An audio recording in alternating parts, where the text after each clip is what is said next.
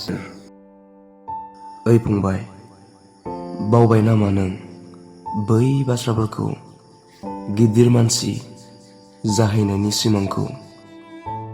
गोरबोनि बिलोखौ बारलांनो नाजानायाव सानस्रि सानस्रिनो नोंदि मेंग्लिबायसो। समनि दोहौजों नारसोमजानायाव जब्रा देहा लोमजागुबायसो नों। सान गोरलैनि मोखां नायनो हांखुर जानाया जब्रा जाना उन्दुलांनोसो हमबाय नों।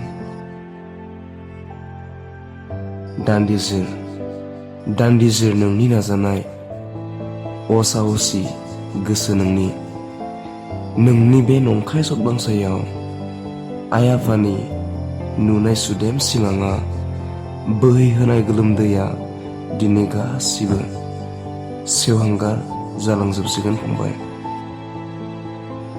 बाथ्राखौ होना, थांखिखौ लाना, सम बोथोरखौ लामा दानाय फंबाय। आगान सुर, आखाइ सोमाव।